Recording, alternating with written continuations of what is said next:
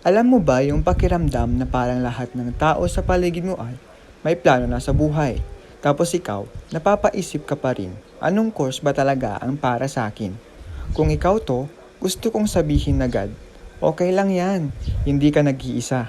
Hindi porket hindi mo pa alam ngayon, ibig sabihin wala ka ng direksyon.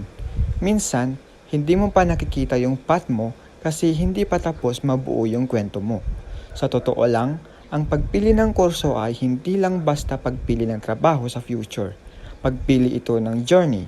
At gaya ng kahit anong journey, hindi mo kailangang malaman agad ang buong mapa.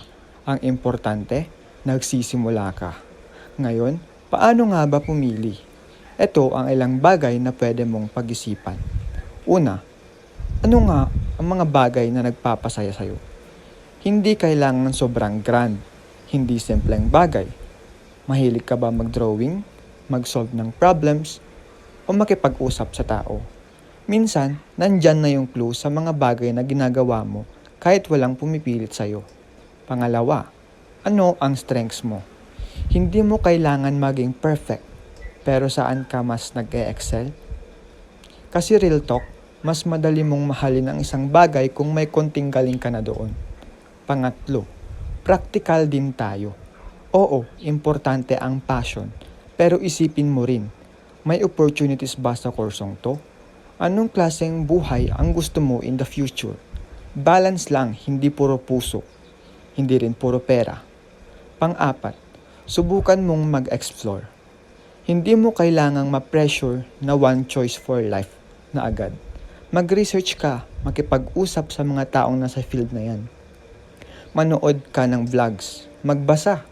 The more na na-expose ka, mas nagiging clear ang direction mo. At lastly, huwag kang matakot magkamali. Kasi ito ang sikreto na hindi laging sinasabi sa'yo. Hindi final ang first choice mo. Maraming tao ang nagsishift, nagbabago ng path at okay lang yun. Hindi ka nahuhuli, natututo ka. So kung hanggang ngayon hindi mo pa rin alam ang kukunin mo, huminga ka lang. Hindi ka late, hindi ka behind. Nasa simula ka pa lang. At tandaan mo, hindi mo kailangan maging sigurado para magsimula. Minsan nagsisimula ka para doon ka palang magiging sigurado. Kaya go, take that step, trust yourself. Kasi balang araw, babalikan mo tong moment na to at masasabi mo, dito nagsimula ang lahat.